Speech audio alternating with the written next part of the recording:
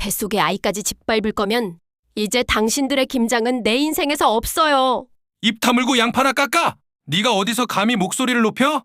충청의 한 시골 마을. 천포기 김장 현장에서 임산부 며느리가 종처럼 부려져 허리조차 펼 틈이 없었습니다. 남편은 울먹이는 아이를 발로 밀쳐 넘어뜨렸고 시어머니는 며느리의 손등에 칼자국이 나든 말든 소금물통을 들라며 호통쳤죠. 그날 묵은 서름이 폭발했습니다. 며느리는 손에 쥔 김치 속을 바닥에 떨어뜨리고 저 말을 내뱉었습니다. 이 한마디가 평범해 보이던 가족의 겉모습을 송두리째 찢어냈습니다.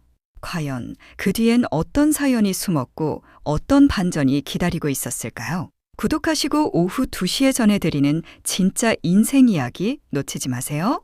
오늘 이야기는 끝에서 사이다가 터집니다. 겨울의 초입, 김장 바람이 매섭게 불던 아침이었습니다. 마당 가득 깔린 푸른 배추 포기들, 1000이라는 숫자가 실제로 눈앞에 펼쳐지면 사람 마음을 먼저 꿇게 만듭니다. 그 길고 큰 포기들이 가지런히 누워 마치 군대처럼 손질받기를 기다리고 있었고, 장독대 옆에 놓인 파, 마늘, 생강, 젓갈, 그리고 장정 둘이 들어야 겨우 움직일 커다란 소금물통이 덩치 큰 짐승처럼 자리 잡고 있었습니다. 그 현장의 중심에 저는 서 있었습니다. 제 이름은 은하, 33. 만삭은 아니지만 배가 훤히 불러온 임신 7개월 차, 그리고 5살 아들 도율의 엄마입니다. 시어머니는 동네에서 엄살모를 농사꾼으로 소문난 분이었습니다. 아무리 힘든 일도 예전엔 다 하던 거라는 한마디로 정리하곤 하셨죠. 그 말은 때로 칭찬처럼 들릴 때도 있었지만 대개는 핀잔이었습니다. 며느리는 집안의 기둥이라는 시어머니의 논리는 그럴싸하지만 그 기둥이 피를 흘려도 버티라는 뜻이면 얘기가 달라집니다. 그런데 올해 김장은 남달랐습니다. 천포기. 듣고 있던 동네 아저씨들이 여기 축제하나? 하고 농담을 던질 정도였죠. 사실은 축제와는 거리가 멀었습니다. 시댁 식당에 납품까지 한다는 계획이 슬그머니 끼어들었거든요. 장사를 위해 가족의 품을 빌리는 일 그 자체가 나쁘진 않습니다. 다만 그 무게가 온통 며느리에게만 기울 때 문제가 됩니다. 남편 재우는 마당에서 조수 역할을 맡았습니다. 조수라는 이름은 근사했지만 실은 입만 바빴죠. 엄마 먼저 겉절이부터 200포기하고 알타리는 오후에 몰아치면 되겠어. 그는 목소리를 높이며 작업 반장처럼 지휘했습니다.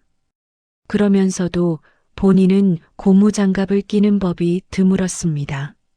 재우는 도시에서 자동차 정비소를 하다가 최근 손님이 줄었다며 시골집에 한동안 들어와 있었는데 일머리라곤 지시와 잔소리뿐. 그런 그가 유독 엄하게 굴던 사람이 있었으니 바로 저였습니다. 은하야, 소금물 이쪽 좀 보충해. 은하야, 다진 마늘 더. 은하야, 도율이 울면 저쪽 마당 밖으로 보내. 방해되잖아. 이름을 부를 때 끄틈이 늘 날카로웠고 제 배를 힐끗 보는 눈이 영 못마땅해 보였습니다. 도율이는 낯을 많이 가리는 아이였습니다. 낯선 사람들로 북적이는 마당, 코끝을 찌르는 젓갈 냄새, 어른들의 큰 목소리. 아이는 작은 손으로 제 앞치마를 잡아 끌며 말했죠.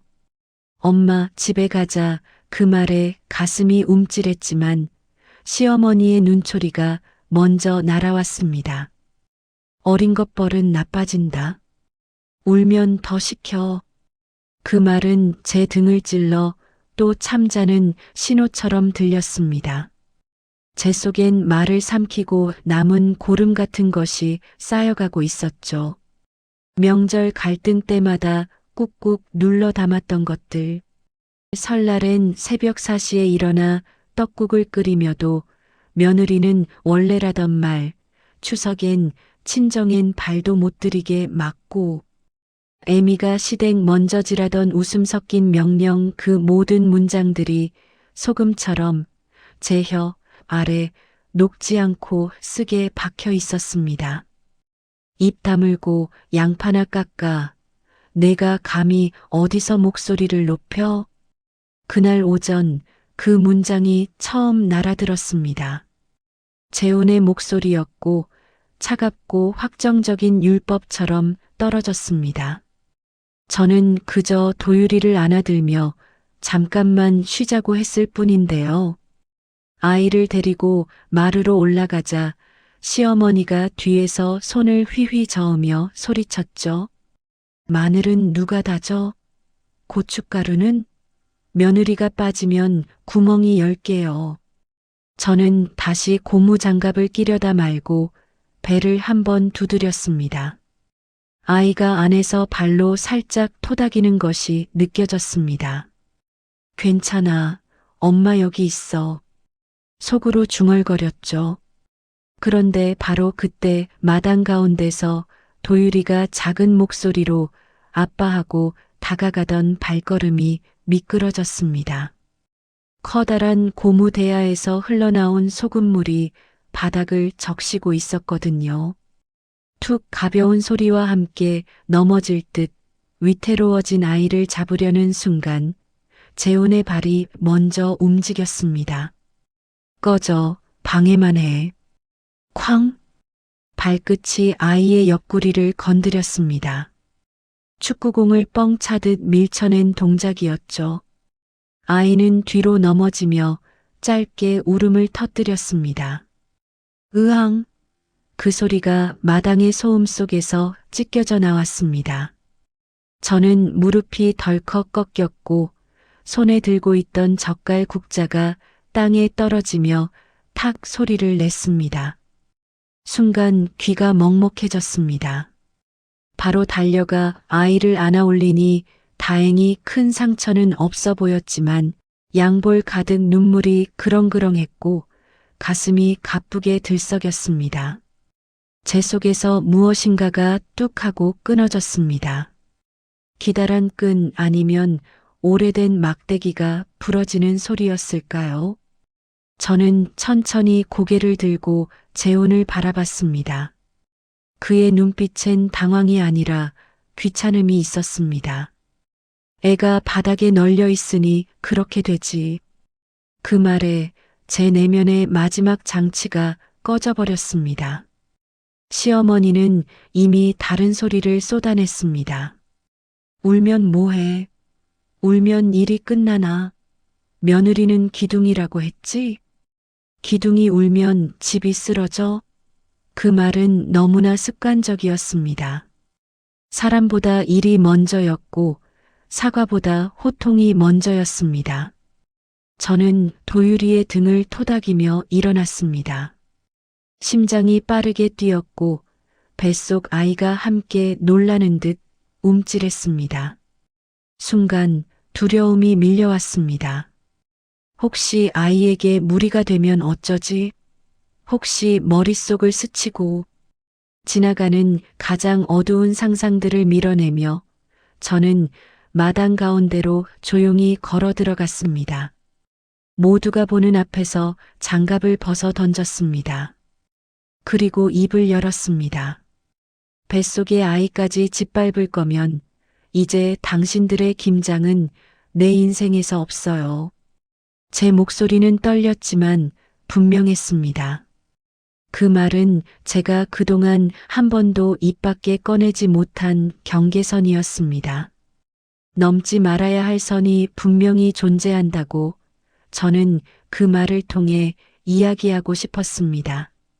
마당의 소음이 잠시 가라앉았고 라디오에서 흘러나오던 트로트까지 멈춘 것 같았습니다. 모두가 저를 쳐다봤죠. 재우는 씩 웃었습니다. 조롱과 비웃음이 섞인 표정이었고 입꼬리가 위로 올라갔습니다. 입 다물고 양파나 깎아. 내가 감히 어디서 목소리를 높여? 그는 다시 같은 말을 던졌습니다. 이번엔 주변 사람들이 듣도록 더 크게. 그의 말에 몇몇 남정네들이 피식 웃었고 시어머니는 그만 좀 해라 하면서도 제 쪽이 아니라 사람들 보는 눈이 부끄러워서 말리는 식으로 손짓을 했습니다. 저는 그 자리에서 도유리의 눈물을 닦아주고 아이를 마루에 앉혔습니다. 그리고 방으로 들어가 작은 가방을 꺼내 아이의 외투, 물티슈, 약간의 간식, 그리고 제 산모 수첩을 넣었습니다. 그때 시어머니가 방문을 벌컥 열며 들어왔습니다. 뭐 하는 거야? 도망이라도 가? 저는 조용히 대답했습니다. 잠깐 병원 다녀오겠습니다. 아이도 놀랐고 저도 배가 당겨서요. 시어머니는 고개를 저으며 혀를 찼습니다. 별것도 아닌 걸로 야단이야. 옛날엔 배 두둑해도 논일했다. 다 이겨. 그 말은 오래된 칼날처럼 제 마음을 다시 베었습니다. 어머니, 전 사람입니다. 종이 아니고요. 제 입에서 나온 문장이 어색하게 울렸습니다. 아마도 제 인생에서 그 말을 그렇게 크게, 또렷하게 한 적이 처음이었을 겁니다. 그 순간 현관에서 들려온 발소리가 거칠었습니다. 재훈이 들어와 제 손에서 가방을 낚아채며 말했습니다. 쉬하지 마. 동네 사람 다 있는데 체면 생각 좀 해. 그는 제 가방을 방 한가운데에 던졌고 안에 있던 산모 수첩이 바닥에 펼쳐졌습니다. 하늘색 표지에 병원 도장이 찍힌 날짜들이 줄줄이 보였습니다. 저는 그 수첩을 조심스럽게 주워들며 말했습니다. 체면은 사람을 사람답게 대할 때 지켜지는 겁니다. 제 말이 끝나기도 전에 재우는 성을 내며 걸어 나갔습니다.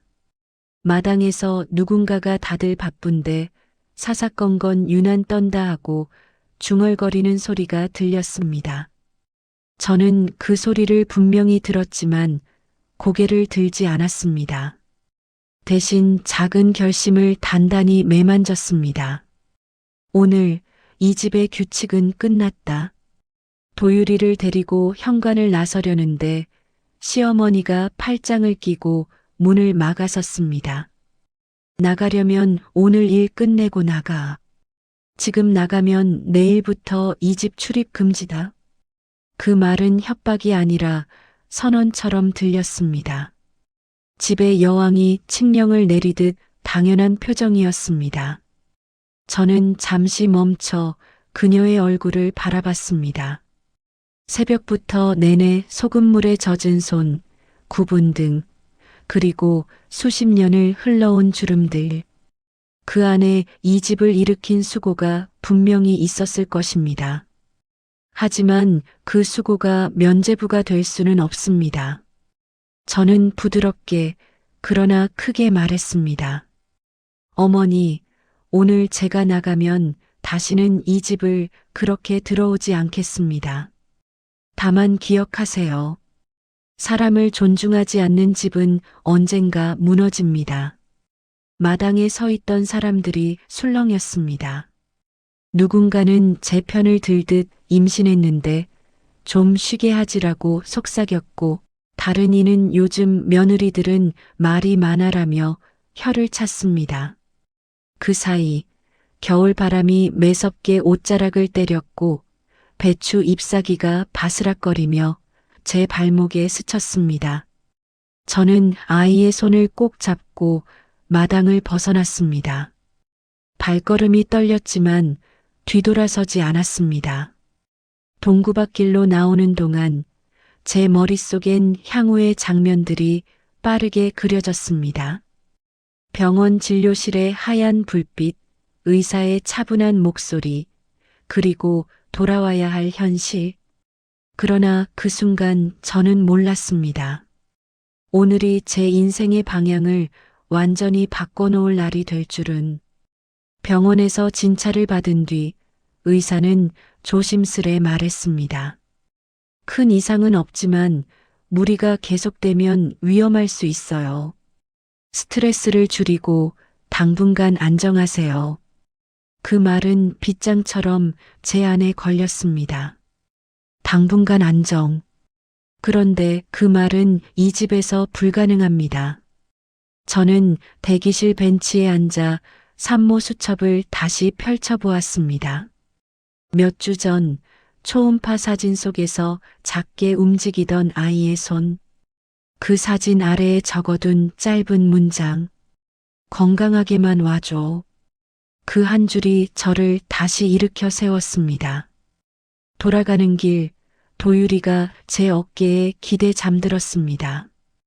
우리는 버스에서 내리자마자 시댁이 아닌 작은 원룸으로 향했습니다.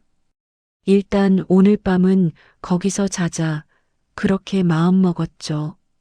그 작은 방은 제 대학 시절 자취방처럼 비좁고 어수선했지만 최소한 조용했고 아무도 저를 종처럼 부르지 않을 곳이었습니다. 휴대전화가 수없이 울렸습니다. 시어머니의 부재중 전화가 줄줄이, 그 사이사이 재훈의 짧은 메시지들이 박혀 있었습니다. 어디야? 얼른 와. 이따가 오면 얘기하자. 얘기? 대체 어떤? 저는 답하지 않았습니다. 대신 메모장 앱을 열고 그날 있었던 일을 시간순으로 적기 시작했습니다. 아이가 미끄러진 시간, 재훈의 발이 움직인 각도, 시어머니가 말한 문장, 그리고 내 배가 당겼던 순간, 저는 그 모든 걸 기록했습니다. 왜냐하면 오늘의 이 감정은 쉽게 휘발될 것이고 내일이 되면 그 정도였나? 하고 스스로를 의심할지도 모르니까요. 기록은 제 편이었습니다. 그리고 저는 어렴풋이 알았습니다. 이 기록이 언젠가 큰 힘이 될 거라는 것을. 그날 밤 창밖에서 바람이 불었습니다. 툭툭 창문이 떨리는 소리에 도유리가 잠결에 몸을 웅크렸습니다. 저는 아이의 이마를 쓸어주며 미안하다고 중얼거렸습니다. 엄마가 더 빨리 깨달았어야 했는데 오늘에서야 겨우 선을 그었구나. 눈을 감으니 마당의 풍경이 다시 떠올랐습니다. 100포기, 1000포기, 숫자가 쌓일수록 인간이 가벼워지는 이상한 장면. 일의 양이 사람의 가치를 무너뜨릴 때 그 집은 이미 금이 간 것인지도 모릅니다. 저는 결심했습니다. 더 이상 관습이라는 이름의 쇠사슬에 묶이지 않겠다고. 그 결심은 복수의 각오로 이어졌습니다. 누군가는 복수란 무익하다고 말하지만 저는 알았습니다. 제 복수는 단검이 아니라 진실과 상식, 그리고 법과 기록으로 하는 것임을. 누가 누구에게 피눈물을 흘릴지, 누가 결국 파멸을 맞이할지는 앞으로의 시간이 말해줄 것입니다. 다음 날 새벽 휴대전화에 도착한 한 장의 사진이 모든 것을 더 확실히 만들었습니다. 마당에 쌓인 배추 포기들 사이로 비집고 들어온 듯한 카메라 앵글, 그리고 그 끝에 선 재훈과 시어머니의 모습. 누군가가 몰래 찍어 보내온 사진이었습니다. 어제 그 소문 사실이야? 너무 심하더라. 송금 이체를 부탁하던 동서의 짧은 메시지가 덧붙어 있었습니다. 소문은 이미 퍼지고 있었고 그 소문은 언젠가 증언이 될 수 있습니다. 저는 천천히 숨을 들이쉬고 메신저를 닫았습니다. 그리고 제 마음의 서랍 하나를 열어 거기에 오늘의 기록과 사진을 차곡차곡 넣었습니다. 언젠가 꺼내야 할 날을 위해. 그 모든 시작은 천포기의 김장날. 임산부인 제가 종처럼 부려졌던 날. 그리고 남편이 울먹이던 아이를 발로 밀쳐버렸던 바로 그 순간이었습니다. 저는 그날을 제 인생의 초점을 맞추는 기준점으로 삼기로 했습니다. 다시는 흐릿해지지 않도록, 다시는 지워지지 않도록, 누군가의 명령이 내 삶의 제목이 되지 않도록. 그날 밤 작은 원룸에 불을 끄고 누웠을 때 저는 아주 낮은 목소리로 스스로에게 말했습니다. 은하야, 흔들리지 마. 너는 사람이고 엄마고 보호받아야 할 생명을 품은 존재야. 내일은 내가 규칙을 만든다. 잠들기 직전 제 귀에 스며든 건 도시의 희미한 소음이 아니라 어딘가에서 터질 사이다 같은 쿵 하는 소리였습니다. 아직은 상상 속의 소리였지만 저는 믿었습니다. 언젠가 현실이 될 거라고. 그리고 그때 누군가는 반드시 피눈물을 쏟을 거라고. 그 다음날 아침 시댁 마당에는 여전히 김장 도구들이 그대로 널려 있었습니다. 젓갈 냄새가 바람에 섞여 시큼하게 코를 찔렀고 마른 소금이 하얗게 바닥에 뿌려져 있었습니다. 저는 그 모습을 멀리서 바라봤습니다. 원룸 창문으로 보이는 낡은 지붕과 마당의 일부. 그곳은 아직도 내가 속했던 공간이자 동시에 다시는 돌아가지 않을 장소처럼 느껴졌습니다. 그런데 오전 8시도 안 돼 전화가 또 걸려왔습니다. 발신자는 시어머니. 화면을 보자마자 심장이 쿵 내려앉는 느낌이었죠. 하지만 저는 받았습니다. 어디야, 은하야. 어제 그렇게 나가더니 애는 밥은 먹였어? 겉으론 걱정인 척했지만 그 안엔 언제나 뾰족한 비난이 숨어 있었죠. 예, 어머니. 도율이랑 같이 쉬고 있어요. 쉬고 있어요? 쉬긴 누가 시켜서 쉬어? 김장 아직 절반도 안 끝났어. 며느리가 집 나가면 시댁이 개판 나는 거 몰라? 그 말에 손이 떨렸습니다. 집 나갔다는 표현. 단 하루 나왔을 뿐인데 벌써 가출한 며느리로 낙인 찍은 거죠. 저는 참았습니다. 어머니, 의사 선생님이 안정하라 하셨어요. 무리하면 위험하대요. 그 말이 끝나기도 전에 그녀의 목소리가 폭발했습니다. 옛날엔 다 그렇게 애 낳았어. 산모라고 유세하긴. 임신한 게 죄야? 김장 포기 수는 안 줄어드는데 며느리만 빠지면 누가 그 일 다 해? 그 말 한마디 한마디가 칼날처럼 가슴에 꽂혔습니다. 전화기 너머에서 들리는 시어머니의 숨소리, 그 뒤에서 들려오는 재훈의 낮은 목소리, 엄마, 그냥 두세요. 금방 돌아올 겁니다. 그 말이 기가 막혔습니다. 금방 돌아올 거다. 그는 저를 이미 돌아와야 하는 존재로 벗어날 수 없는 부속품으로 여겼던 겁니다. 저는 말없이 전화를 끊었습니다. 그리고 창문을 닫았습니다. 그 순간 문 밖에서 도유리가 묻더군요. 엄마, 할머니 화났어? 응, 조금. 근데 괜찮아. 아빠는? 아빠는 잠깐 반성해야 돼. 왜? 사람은 남을 아프게 하면 안 돼. 그게 가족이어도. 그 짧은 대화 속에서도 제 속에선 무언가가 천천히 자리 잡았습니다. 그래. 내가 바로잡을 거야. 누가 누구에게 상처를 줬는지 세상이 알게 할 거야. 며칠 뒤 김장 작업이 끝났다는 소식이 들려왔습니다. 동네 사람들은 올해도 김장 잘 됐대 하며 웃었지만 그 웃음 뒤에 얼마나 많은 피눈물이 묻어 있는지 그들은 몰랐죠. 그날 저녁 저는 동네의 후배이자 시청 공무원으로 일하는 친구 미선에게 전화를 걸었습니다. 혹시 근로산재 쪽 자료나 인권센터 관련 서류 좀 볼 수 있을까? 미선은 놀라 물었습니다. 왜? 무슨 일 있어? 저는 잠시 망설이다 말했습니다. 우리 시댁에서 사람을 너무 막대해. 임신부한테 중노동을 시키고 아이 앞에서 폭력까지.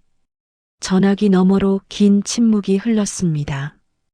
은하야, 그건 그냥 가족사 문제가 아니라 폭력 사건이야. 그 말에 심장이 쿵 하고 내려앉았습니다. 미선은 제게 조용히 조언했습니다.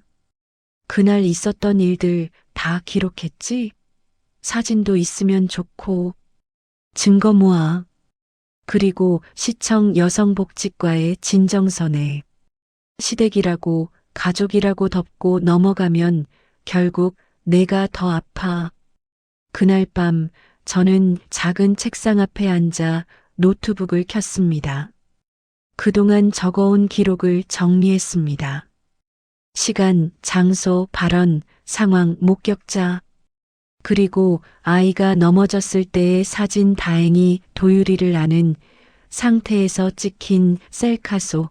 배경에 희미하게 남편의 발끝이 보였습니다. 누군가 보기엔 우연처럼 보이겠지만 진실은 언제나 조각으로 남습니다. 며칠 후 재훈이 찾아왔습니다. 문 두드리는 소리부터 달랐습니다. 쿵, 쾅, 쾅. 마치 문이 아니라 사람 마음을 두드리는 듯한 폭력적인 박자. 은하야, 문 열어. 할 말 있어. 그 소리에도 저는 묵묵히 아이를 안았습니다. 도유리가 겁에 질린 눈으로 저를 바라봤습니다. 괜찮아. 엄마가 옆에 있어. 조용히 말하고 나서 문 앞으로 걸어갔습니다. 문틈 사이로 낮고 싸늘한 목소리가 새어나왔습니다. 너 지금 뭐 하는 짓이야? 동네 망신 다 시키고 우리 엄마까지 경찰한테 불러다 놓고. 그 말에 저는 멈췄습니다. 경찰? 그 단어가 낯설었죠. 하지만 동시에 약간의 미소가 났습니다. 드디어 움직였구나. 알고 보니 미선이 시청에 전달한 자료가 여성 상담소를 거쳐 경찰에 공유된 것이었습니다. 경찰은 김장날의 폭력 사건으로 간단한 조사를 예고했고 재훈과 시어머니는 진술 요청 전화를 받은 상태였습니다. 그제야 남편은 당황한 겁니다. 너 미쳤냐? 가족을 경찰에 넘겨. 가족이 사람을 밟았잖아. 그건 가족이 아니야. 입 닥쳐. 그의 외침에 문이 쿵 하고 울렸습니다. 문손잡이가 덜컥거리며 흔들렸죠. 하지만 저는 열지 않았습니다. 오히려 차분히 말했습니다. 재훈 씨, 당신은 평생 남들이 시키는 대로 살았죠. 어머니 말, 돈 이야기, 체면 근데 이번엔 내 차례예요. 난 더 이상 당신들 손에 휘둘리지 않아. 문 밖에서 한참 동안 침묵이 흘렀습니다. 그리고 재훈이 낮게 중얼거렸습니다. 넌 내가 누군지 잊었냐? 그래, 잊었어요. 그게 살아남는 길이더라고요. 그 말을 남기고 저는 전화를 꺼두었습니다. 그날 밤 다시 한번 작은 원룸 안에 고요가 내려앉았습니다. 하지만 이번 고요는 두려움이 아닌 결심의 고요였습니다. 며칠 후 경찰서에서 연락이 왔습니다. 김장날의 폭력과 관련해 참고인 조사를 받으러 오라는 내용이었습니다. 저는 미선을 통해 변호사를 소개받고 함께 갔습니다. 조사관은 제 기록을 보고 고개를 끄덕였습니다. 상세히 적으셨네요. 시어머니가 임신부에게 장시간 노동을 시킨 부분도 중요합니다. 산모와 태아의 건강에 해를 끼친 행위는 명백한 학대 행위로 볼 수 있습니다. 그 말을 들으며 저는 비로소 확신했습니다. 그래, 내가 틀리지 않았구나. 그 후 경찰은 시어머니와 남편을 차례로 불러 조사했습니다. 시어머니는 농사일 좀 도운 걸 가지고 뭘 그러냐고 했고, 남편은 아이가 넘어질까봐 밀었지, 찬 게 아니다라며 발뺌했습니다. 하지만 이미 이웃들이 본 광경이 있었죠. 그날 함께 김장을 도와주던 동네 아주머니 둘이 조사관 앞에서 이렇게 진술했습니다. 임신한 며느리를 그렇게 부려먹는 건 처음 봤어요. 다들 눈치 보느라 말 못했지만 너무 심했죠. 그 남편 애가 울자마자 발로 밀었어요. 저도 깜짝 놀랐어요. 그 진술이 들어가자 경찰은 사건을 학대 및 폭행으로 정식 접수했습니다. 그때부터 시댁은 요동치기 시작했습니다. 시어머니는 동네방네 돌아다니며 저를 폐륜녀로 몰았습니다. 요즘 며느리들은 시어머니 하나 잡으려고 작정했어. 내가 평생 키운 아들이 여편네 하나 잘못 만나 이 꼴이라니까. 하지만 그 말이 돌면 돌수록 사람들은 점점 수군댔습니다. 임신부한테 그랬다더라. 애 앞에서 발로 찼대. 소문은 칼보다 빨랐고 재훈의 얼굴은 점점 수거들었습니다. 그때부터 저는 완전히 다른 사람처럼 움직였습니다. 가만히 있지 않았죠. 제가 당한 모든 걸 누군가 또 다른 은하가 겪지 않도록 만들기로 했습니다. 그래서 저는 동네 부녀회에 연락을 넣고 가정 내 임산부 노동 실태 설문을 만들었습니다. 생각보다 많은 이들이 답했습니다. 명절마다 며느리만 일해요. 배가 불러도 손 하나 쉬게 안 해요. 그 데이터는 미선의 도움으로 시청에 전달됐고 결국 지역 신문 한 귀퉁이에 짧은 기사로 실렸습니다. 임산부 며느리에게 폭력과 강제노동 시댁 문화의 그림자. 그 기사 밑엔 충북 면 사례라는 문장이 붙었죠. 사람들은 그게 우리 집 이야기라는 걸 눈치챘습니다. 그리고 마을 분위기는 서서히 바뀌기 시작했습니다. 그때도 시어머니는 여전히 큰 소리 쳤습니다. 지가 뭘 안다고 신문에 나와. 세상이 미쳐 돌아가네. 하지만 그 말은 이제 공허하게 울렸습니다. 그녀가 믿던 체면과 권위는 이미 무너지고 있었죠. 며칠 후 재훈은 법원으로부터 연락을 받았습니다. 임시접근 금지 명령 신청서였습니다. 저는 변호사를 통해 그 절차를 진행했고 판사는 제 기록과 병원 진단서를 보고 바로 허가했습니다. 그날 재훈은 그 종이를 찢어버리며 소리쳤습니다. 너 이혼까지 갈 줄 알아. 그래요. 가요. 난 이미 혼자 살 준비됐어요. 그 말에 그는 말문이 막혔습니다. 그 순간 오히려 제가 그보다 강한 사람이 되어 있음을 느꼈습니다. 그는 이제 저를 겁주지 못했습니다. 그날 밤 도유리와 저는 평소보다 일찍 잠들었습니다. 잠결에 아이가 속삭였습니다. 엄마, 우리 이제 할머니 집 안 가도 돼? 응. 이제 우리끼리 김치 담가 먹자. 딱 한 포기만. 그 말에 도유리는 눈을 감고 미소를 지었습니다. 하지만 이야기는 아직 끝나지 않았습니다. 시어머니와 재훈은 가족의 체면을 지키겠다며 반격을 준비했습니다. 그들은 저를 거짓말쟁이, 가정 파탄의 원인으로 몰기 시작했죠. 친정으로까지 전화해 딸이 시어머니를 경찰에 팔아먹었다고 소리쳤습니다. 친정엄마는 그 전화를 받고 눈물을 흘렸습니다. 은하야, 내가 얼마나 참았는지 내가 다 알아. 이제 그만 참지 마. 우리 집엔 내 자리가 있어. 그 말 한마디에 저는 무너졌습니다.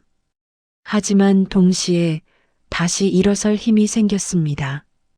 그래. 이제 끝까지 가보자. 이제 저는 단순히 도망친 며느리가 아니었습니다. 진실을 밝히는 사람, 그리고 제 아이를 지킬 엄마로 다시 태어났습니다.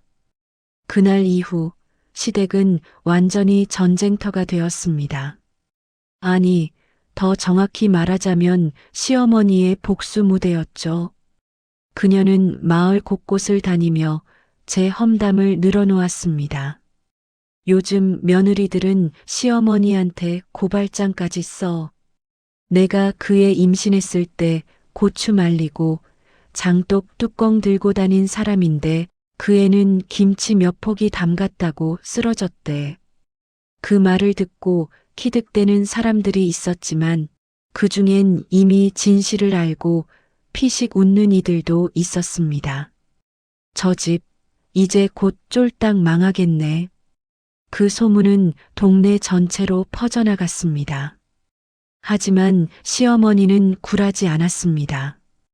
오히려 더 독하게 체면으로 버텼죠. 그녀는 동네 이장 집에 찾아가 제 진정서가 허위라고 주장하며 서류를 찢어버렸고 며느리를 거짓말쟁이로 몰기 위한 증거를 꾸며내기 시작했습니다. 그녀의 머리엔 이미 계획이 있었습니다. 재훈아, 우리가 먼저 이혼을 내자. 그 여자가 정신 불안한 걸로 몰면 돼.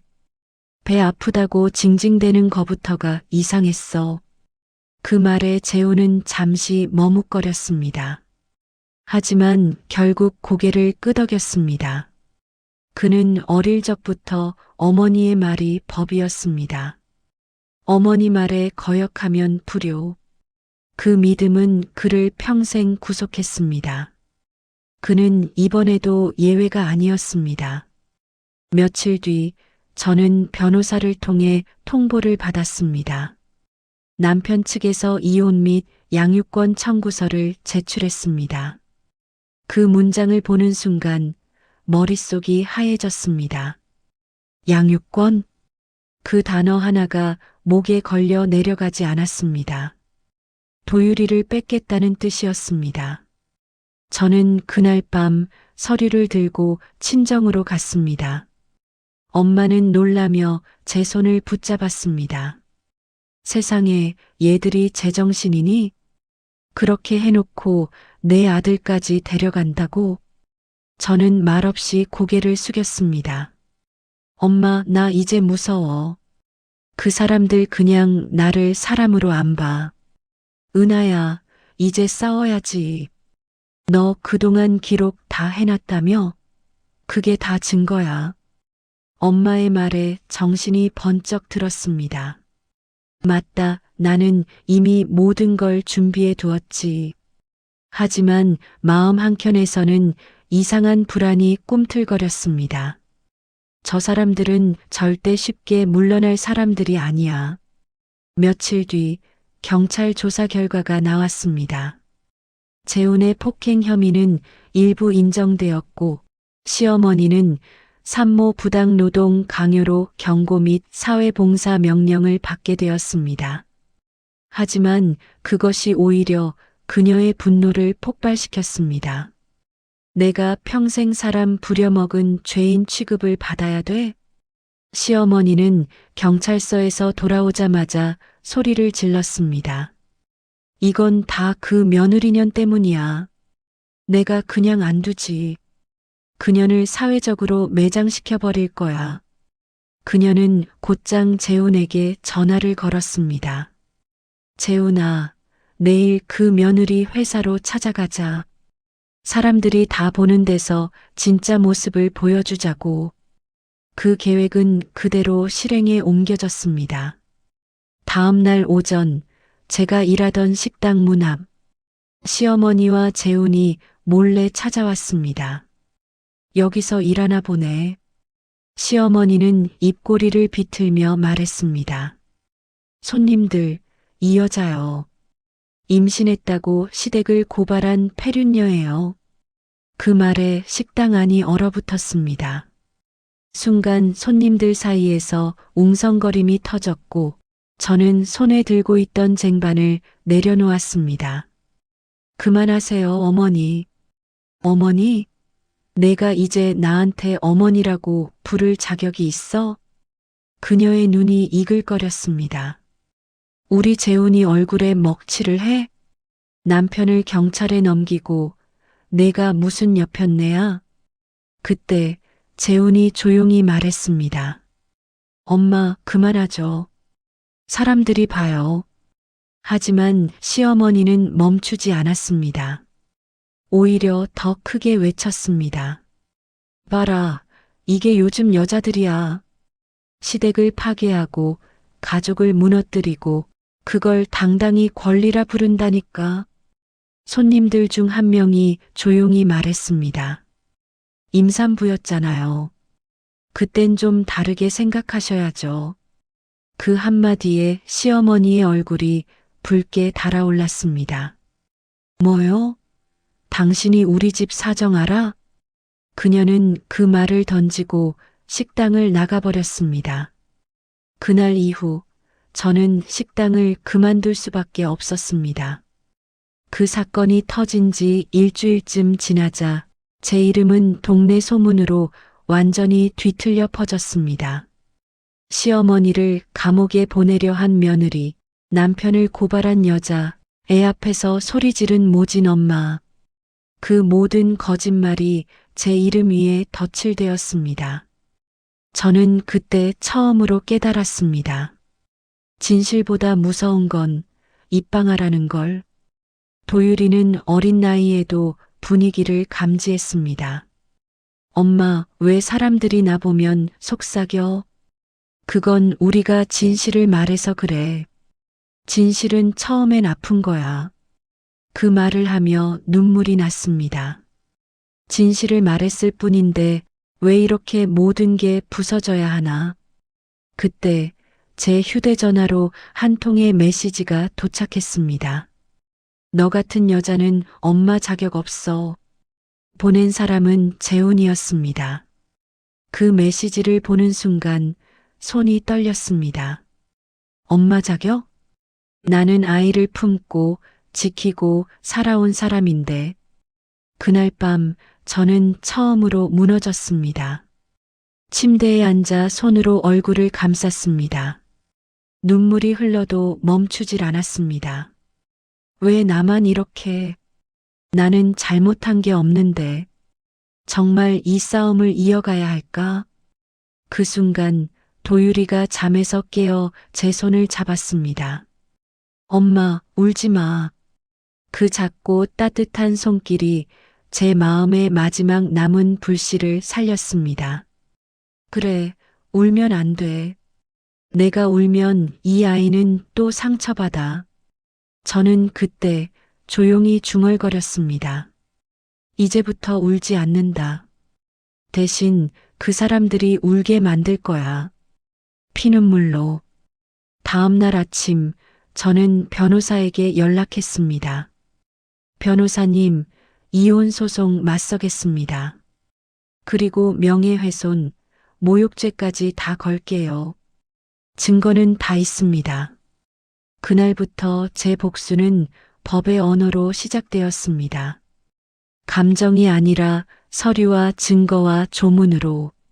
하지만 그 과정은 결코 쉽지 않았습니다. 시어머니와 재훈은 계속 반격했습니다. 그 여자는 정신과 치료받은 적 있다. 산모 우울증이 심했다. 남편이 조금만 언성을 높여도 폭행으로 몰았다. 모든 것이 뒤집혀 왜곡되어 갔습니다. 그때 저는 미선에게 말했습니다. 나 이 싸움 끝까지 간다. 이건 단지 나 혼자 문제가 아니야. 다른 며느리들, 다른 여자들이 겪는 일이야. 미선은 고개를 끄덕였습니다. 맞아. 내가 이겨야 다음 사람도 숨 쉬어. 그 말에 저는 다시 펜을 들었습니다. 기록, 또 기록. 진실이 왜곡될수록 나는 더 정확히 적었습니다.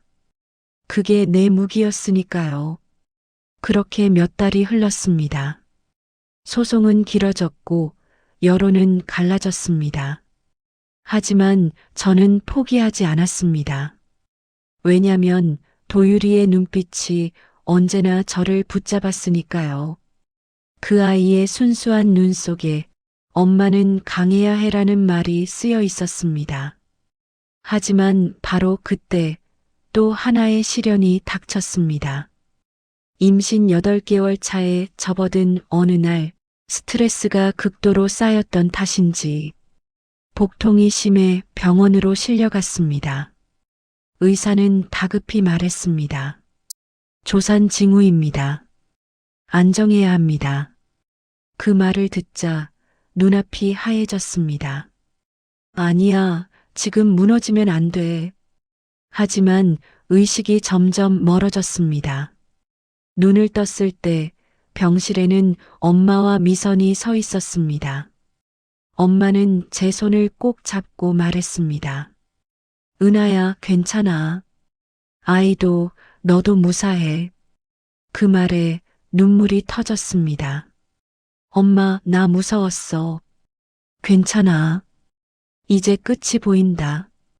하지만 그 순간에도 마음 한켠엔 두려움이 있었습니다. 저 사람들은 아직 끝나지 않았어. 그날 밤 병실 창밖으로 달빛이 들어왔습니다. 그 빛 아래서 저는 다짐했습니다. 이제 진짜로 끝내자. 그 사람들의 체면, 권위, 거짓, 모조리 무너뜨리자. 병원에서 퇴원한 지 일주일 후 저는 완전히 다른 사람이 되어 있었습니다. 피부는 창백했고 몸은 여전히 약했지만 눈빛만큼은 단단해졌습니다. 이제 더는 두려움도 주저함도 없었습니다. 저를 무너뜨리던 사람들에게 진짜 무너지는 게 어떤 건지 보여줄 차례였으니까요. 퇴원 첫날 아침 저는 노트북을 켰습니다. 책상 위엔 두꺼운 폴더 하나가 놓여 있었습니다.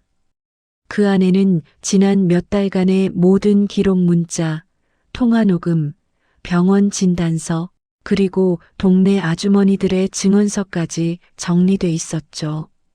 그중 가장 중요한 파일은 하나였습니다.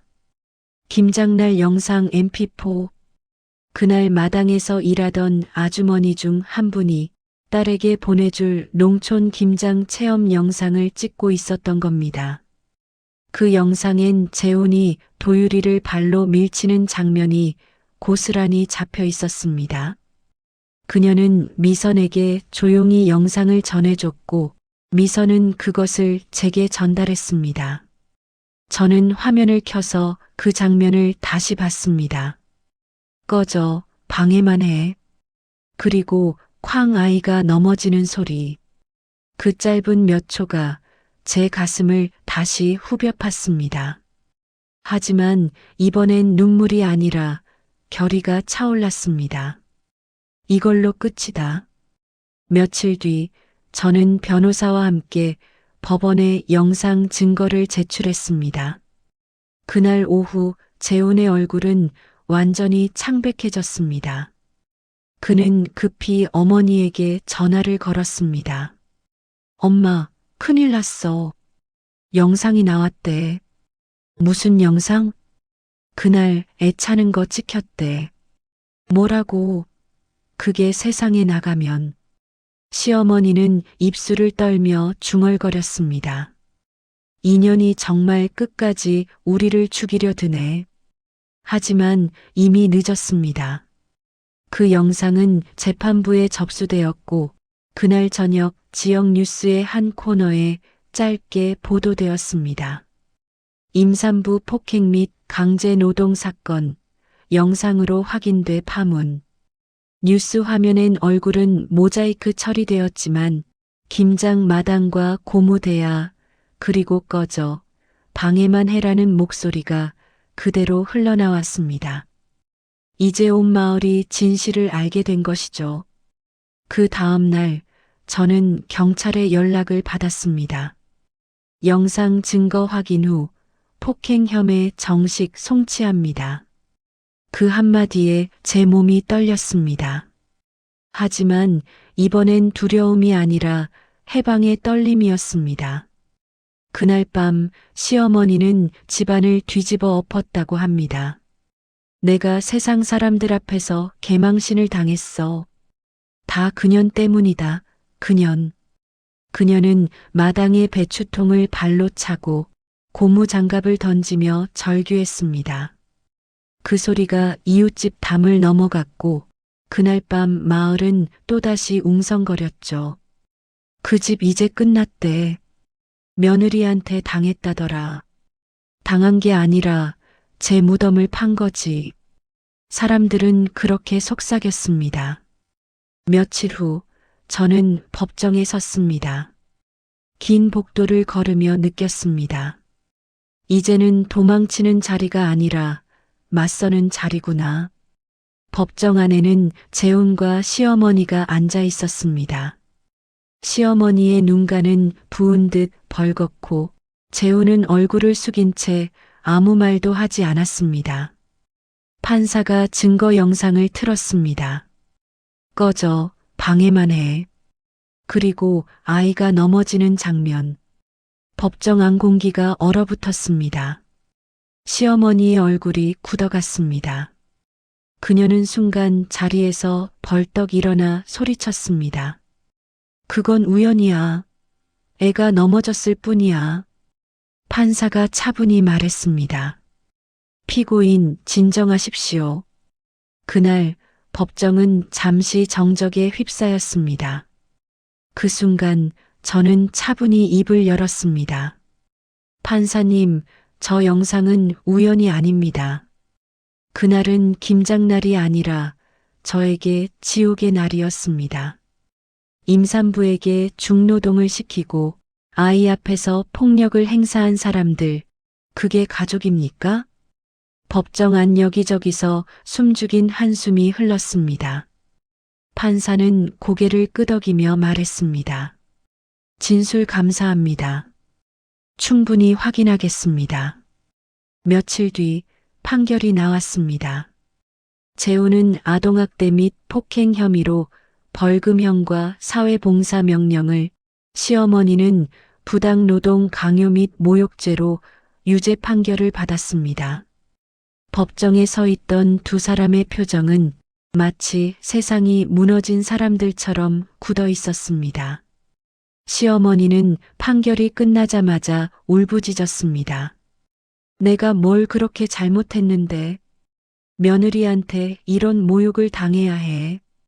그녀의 울음은 마치 짐승의 울음 같았습니다. 그동안 그녀가 짓밟아온 수많은 며느리들의 한이 그날 그녀의 울부짖음 속에서 터져나오는 듯 했습니다. 재훈은 고개를 떨군 채 아무 말도 하지 않았습니다. 그는 법정 문을 나서며 중얼거렸습니다. 엄마, 이제 끝났어. 그 한마디가 시어머니의 가슴을 후벼 팠습니다. 하지만 진짜 반전은 그 이후였습니다. 며칠 후 미선이 들려준 소식이 있었습니다. 시어머니가 운영하던 김치 납품 사업이 계약 해지 통보를 받은 겁니다. 폭행 사건으로 뉴스 나간 뒤 납품처에서 이미지 문제로 계약을 끊었대. 그 한마디에 저는 한동안 말을 잃었습니다. 이게 결국 돌아오는 거구나. 시어머니는 마을에서 완전히 고립됐습니다. 사람들이 더 이상 그녀의 말을 믿지 않았고 누가 봐도 자업자득이었죠. 그녀는 결국 장독대 옆에서 쓰러졌다가 이웃의 도움으로 병원으로 실려갔습니다. 그날 밤 재훈이 제게 문자를 보냈습니다. 엄마가 입원했어. 그래도 한 번만 와줄 수 있겠어? 그 문장을 보는 순간 가슴이 복잡해졌습니다. 하지만 저는 답하지 않았습니다. 그건 연민이 아니라 단호함이었죠. 이제 그들의 상처는 그들 몫이어야 했습니다. 며칠 후 저는 뉴스 인터뷰 제안을 받았습니다. 가정 내 임산부 노동과 폭력, 며느리의 용기. 저는 고민 끝에 인터뷰를 수락했습니다. 기자는 물었습니다. 이 사건을 통해 가장 하고 싶은 말이 뭔가요? 저는 잠시 숨을 고르고 말했습니다. 가족이라는 이름 뒤에 폭력을 숨기지 마세요. 사랑이라면 존중으로 보여주세요. 그게 진짜 가족입니다. 그 인터뷰는 큰 반향을 일으켰습니다. 댓글에는 수많은 격려가 쏟아졌습니다. 속이 다 시원하다. 이게 진짜 사이다 결말이지. 그 시어머니 평생 잊지 못할 거야. 그날 밤 도유리가 제 품에 안겨 물었습니다. 엄마, 우리 이겼어? 저는 미소 지으며 대답했습니다. 응, 이겼어. 그리고 앞으로는 절대 누구에게도 지지 않을 거야. 그 순간 마음속 깊은 곳에서 무언가가 녹아내렸습니다. 그동안 견뎌온 모든 아픔, 모욕, 눈물이 서서히 사라지는 듯 했습니다. 그날 밤 저는 처음으로 편히 잠들었습니다. 그의 겨울은 유난히 길었습니다. 눈이 내릴 때마다 나는 그날의 김장마당을 떠올렸습니다. 하얀 눈 위로 쓰러져 있던 도유리, 그리고 그 아이를 끌어안고 서 있던 내 모습. 하지만 그때와 달리 이번 겨울의 눈은 두렵지 않았습니다. 이제 나는 도망치는 여자가 아니라 스스로의 삶을 세운 여인이었으니까요. 재판이 끝난 지 2달이 지났습니다. 그 사이 재우는 아버지의 이름으로 운영되던 정비소를 정리했습니다. 사람들이 더 이상 그곳을 찾지 않았기 때문이죠. 누가 폭행범의 차를 맡기겠습니까? 그는 빚만 남기고 도시로 나갔다고 들었습니다. 그리고 시어머니는 여전히 병원 신세였습니다. 그녀는 김치 납품 사업이 무너진 뒤 그야말로 모든 것을 잃었습니다. 함께 일하던 이웃들도 등을 돌렸고 재훈마저 집을 정리하며 병원비를 내지 못하자 사회복지센터가 개입했습니다. 어느 날 미선이 제게 말했습니다. 은하야, 그분 지금 무료병동에 계셔. 아무도 면회 안 와. 그래요? 그래도 가볼래? 순간 마음이 흔들렸습니다.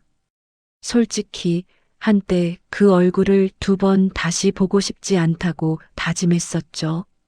하지만 인간이란 참 이상합니다. 증오도 언젠가 지쳐버리면 연민으로 녹아내리기도 하니까요. 며칠 뒤 저는 병원을 찾았습니다. 시어머니는 병실 창가에 앉아 있었습니다. 머리는 희끗했고 눈빛은 한참 전에 오만함이 사라진 채 텅 빈 듯 했습니다. 제가 문을 열자 그녀는 천천히 고개를 돌렸습니다. 왔니? 그 한마디에 내 가슴이 먹먹해졌습니다. 예. 어머니 뵈러 왔어요.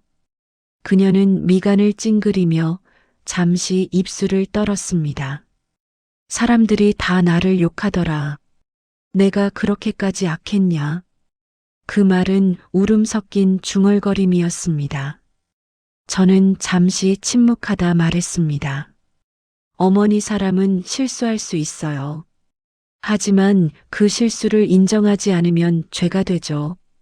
나는 그냥 옛날식으로 한 것뿐인데 그 옛날식이요 누군가의 삶을 망가뜨렸어요.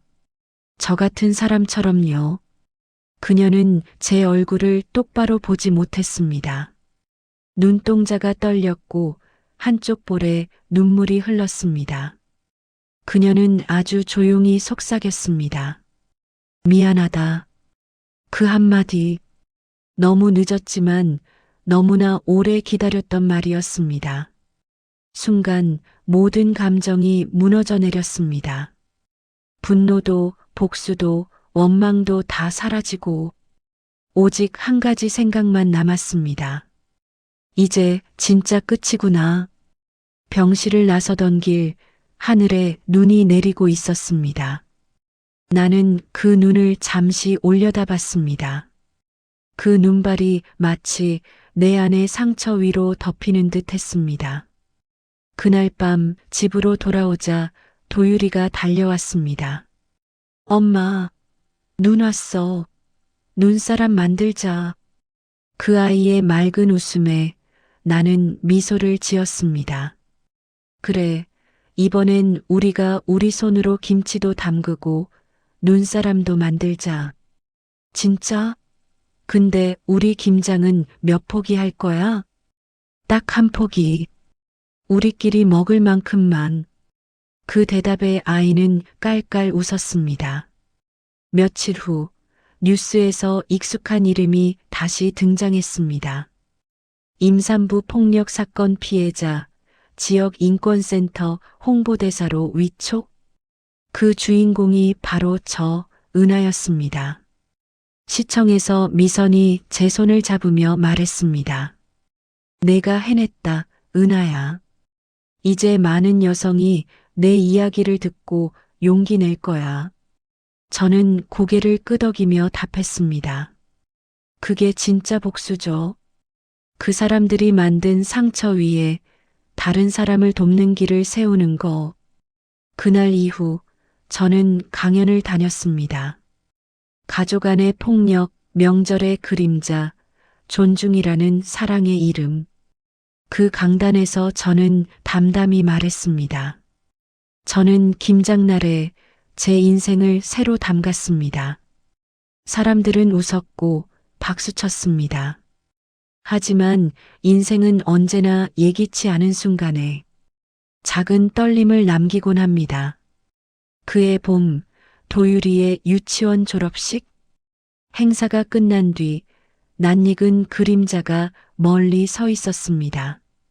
바로 재훈이었습니다. 그는 한 손에 꽃을 들고 멀리서 우리를 바라보다가 조용히 다가왔습니다. 은하야. 그 목소리는 예전과 달리 낮고 힘이 없었습니다. 나 이제야 알겠어. 그때 내가 얼마나 비겁했는지. 저는 차분히 대답했습니다. 그래요. 알아도 늦었죠. 하지만 도유리 아빠로서 책임은 져야 해요. 그는 고개를 숙였습니다. 그건 꼭 할게. 그리고 돌아섰습니다. 그 뒷모습은 낡은 김장마당의 그림자처럼 초라했습니다. 그 순간 도유리가 제 손을 잡으며 말했습니다. 엄마, 저 아저씨 누구야?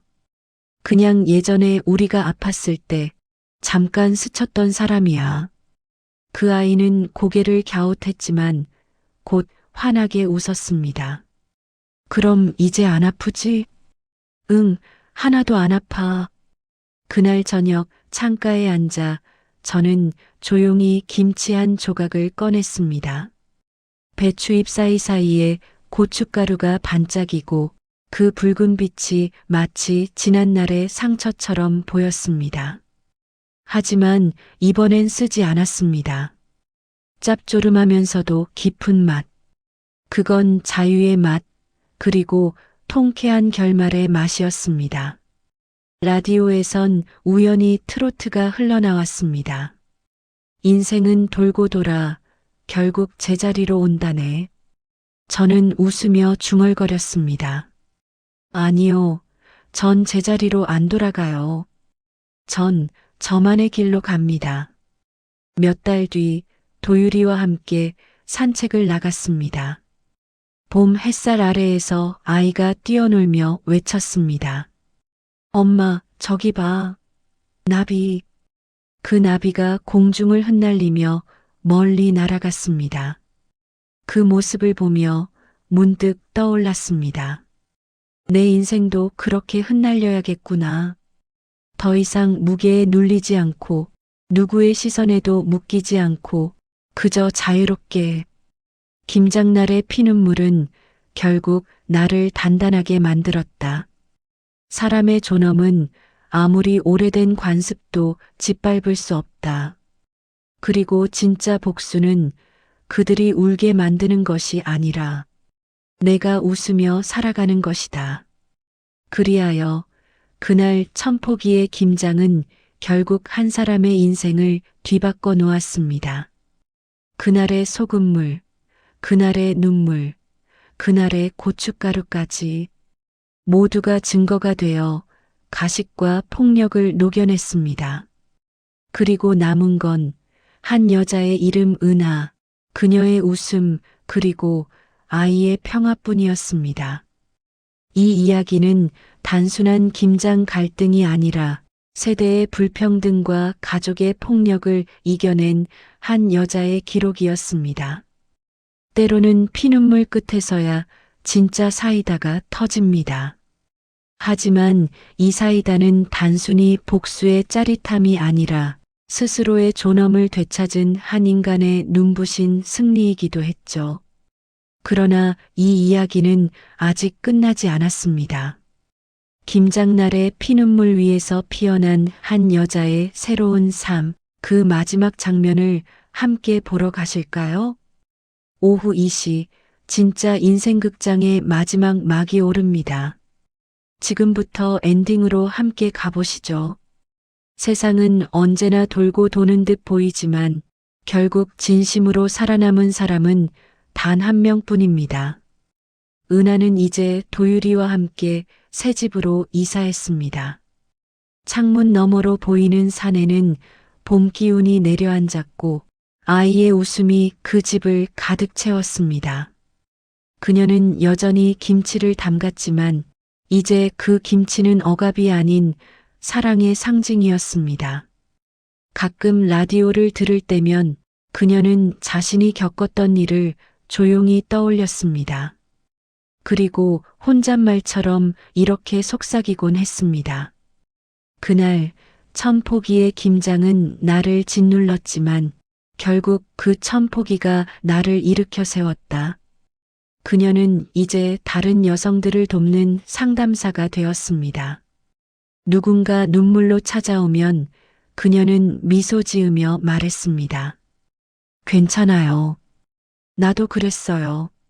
하지만 결국 우리는 살아남아요. 그리고 언젠가 당신의 눈물도 사이다가 될 거예요. 누구나 김장날 같은 인생이 있습니다. 손이 얼고 허리가 끊어질 듯 아파도 그 과정을 견디면 결국 깊은 맛이 우러나오듯 인생의 상처도 그렇게 익어갑니다. 은하의 이야기는 끝났지만 그 속의 교훈은 우리 모두의 이야기이기도 합니다. 누군가의 체면보다 나 자신을 먼저 지켜야 합니다. 그리고 어떤 관계에서도 사람답게 대접받을 권리는 포기하지 마세요. 오늘도 오후 2시 진짜 인생 이야기와 함께 해주셔서 감사합니다. 내일도 또 다른 누군가의 삶 속에서 당신 마음을 울릴 한 줄의 진실을 전해드리겠습니다. 구독과 좋아요로 오후 2시 인생극장의 다음 이야기를 함께 해주세요.